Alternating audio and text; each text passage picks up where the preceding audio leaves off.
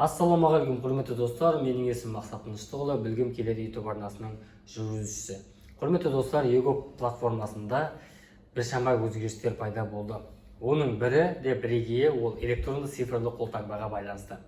Осыған дейін, яғни бүгінге дейін, 4 мамырға дейін электронды цифрлы қолтаңба екі құрамдас бөліктерден тұрды. Ол біріншісі авторизация үшін AutoH деп басталатын ключ, екінші қол қою үшін RSA деп басталатын ключтерден құралған еді.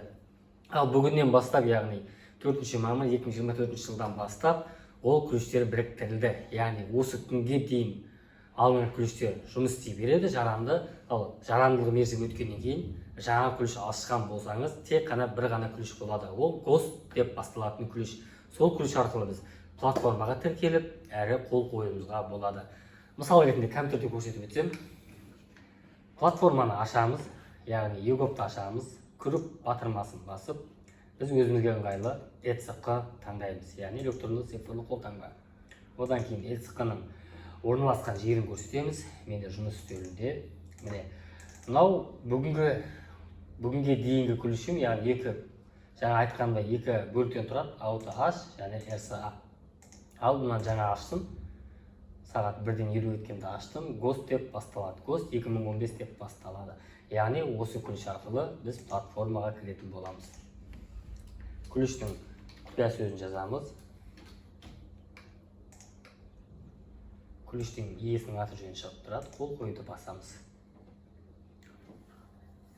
Көріп отырсыздар, платформаға кірдім. Енді бір қызмет алып көрейін. Мына жерде бірыңғай жинақ BJZQ аударымдар туралы ақпарат алып көрейін. Онлайн сұрау.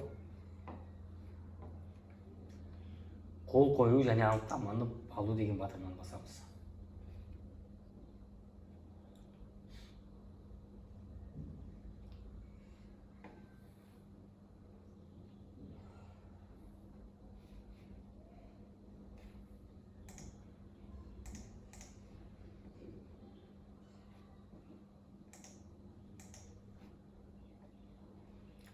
Қол қою парағы. Электронды цифрлы қолтаңба қолданып қол қоюды басамыз.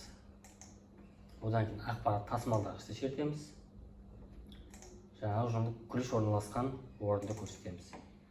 GHOST 2015 деген таңдап открытті басам.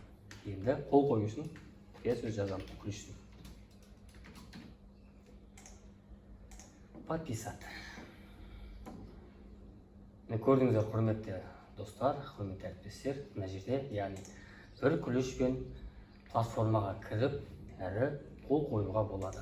Бұл өзгеріс бүгінден бастап күшіне енді, және бүгіннен бастап алынған ключтердің барлығы бір ключ, яғни GHOST 2015 деген атаумен жүретін болады. Құрметті достар, видео пайдалы болса лайк басыңыздар, пікір қалдырыңыздар және арнама тіркеліп кетіңіздер. Назарларыңызға рахмет.